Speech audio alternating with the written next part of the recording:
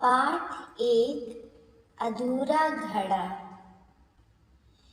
एक भिश्ती के पास 2 घड़े थे।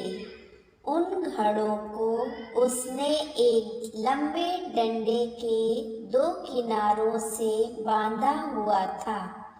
एक घड़ा था साबुत और सुंदर, परंतु दूसरे घड़े में दरार थी।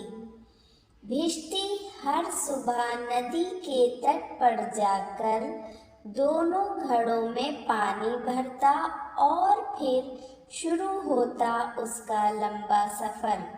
ऊंची पहाड़ी चढ़कर मालिक के घर तक आने का।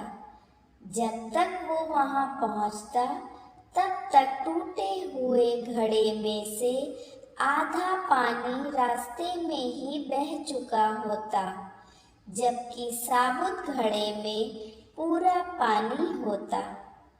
बहुत समय तक ऐसे ही चलता रहा। मालिक के घर तक 1.5 घड़ा ही पानी पहुंचता था।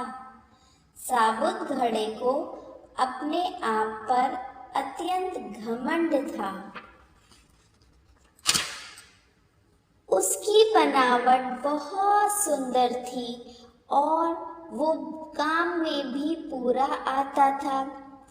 टूटे हुए घड़े को अपनी बेबसी पर आंसू आते। वो उदास और दुखी रहता क्योंकि वो अधूरा था। वो जानता था कि जितना काम उसे करना चाहिए वो उससे आधा ही कर पाता है। एक दिन टूटा हुआ घड़ा अपनी नाकामी को सहन नहीं कर पाया और भिश्ती से बोला, मुझे अपने आप पर शर्म आती है कि मैं अधूरा हूँ। मैं आपसे क्षमा मांगना चाहता हूँ।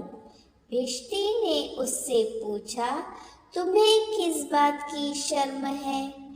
आप इतनी मेहनत से पानी लाते हैं और मैं उसे पूरा नहीं रोक पाता। आधा रास्ते में ही गिर जाता है।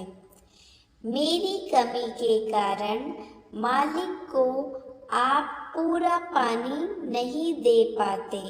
दरार वाला घड़ा बोला।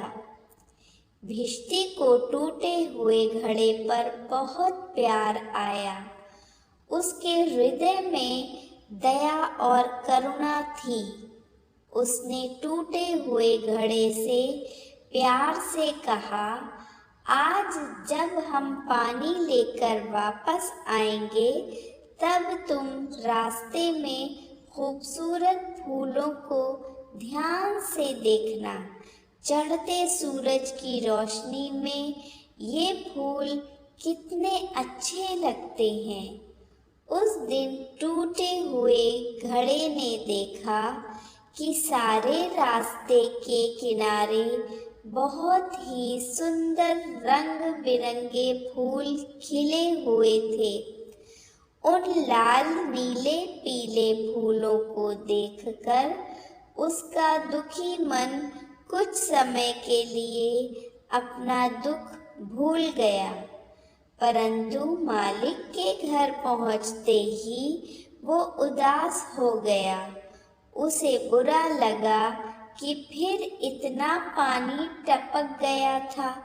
नम्रता पूर्वक टूटे हुए घड़े ने फिर भिश्ती से क्षमा मांगी।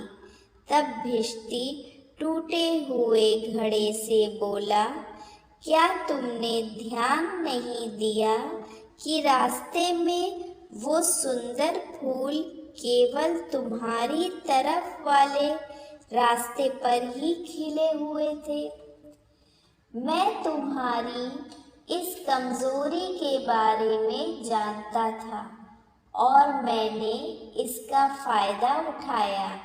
मैंने फूलों के बीज केवल तुम्हारी तरफ ही बोए थे और हर सुबह जब हम इस रास्ते से गुजरते तो तुम इन पौधों को पानी देते थे। पिछले 2 सालों से यही फूल मालिक के घर की शोभा बढ़ा रहे हैं। तुम जैसे भी हो बहुत काम के हो। अगर तुम ना होते तो मालिक का घर इन सुंदर फूलों से सुसज्जित ना होता।